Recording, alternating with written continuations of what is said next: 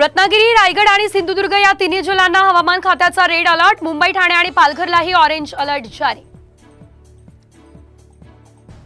मध्य महाराष्ट्र, विदर्भ, कोकणात ऑरेंज तर उत्तर महाराष्ट्र, मराठवाड्यात येलो अलर्ट। अरबी समुद्रातल्या कमी दाबाच्या पट्ट्यामुळे राज्यात पावसाचा जोर वाढण्याची चिन्ह। मुंबईला पाणी पुरवठा करणारं वैतरणा धरण 100% भरलं। धरणातून 6400 क्युसेक वेगानं पाण्याचा विसर्गही सुरू। मतदार पैसे घेतील याचा अर्थ मत देतील असं होत नाही। राज ठाकरेंची सरकारला टोलेबाजी तर अजित पवार यांची केली मिमिक्री। मुलीबाळींवर अत्याचार झाला आणि त्याचा निषेध केला तर सत्ताधाऱ्यांना हे राजकारण वाटतं। कीव येते अतिशय असंवेदनशील सरकार। भर पावसात शरद पवार सरकारवर बरसले।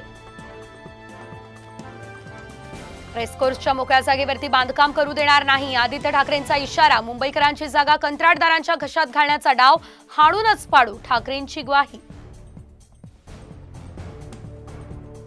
शिंदेंच्या शिवसेनेचे शिवसैनिक आपापसात भिडले। दिंडोशीमध्ये विभाग प्रमुख आणि शाखा प्रमुखांची हाणामारी कॅमेऱ्यात कैद।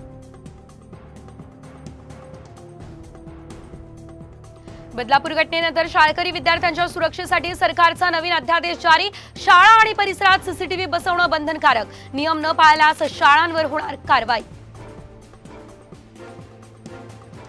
बदलापूर घटनेनंतर पुणे पोलीस घेणार शाळा महाविद्यालयातील सुरक्षेचा आढावा। 29 ऑगस्टला बोलावली मुख्याध्यापक आणि प्राचार्यांची बैठक। जालन्याच्या स्टील कंपनीमध्ये मोठा स्फोट। जालना औद्योगिक वसाहतीमधील गजकेसरी स्टील कंपनीतील दुर्घटना, 20 ते 22 जण जखमी।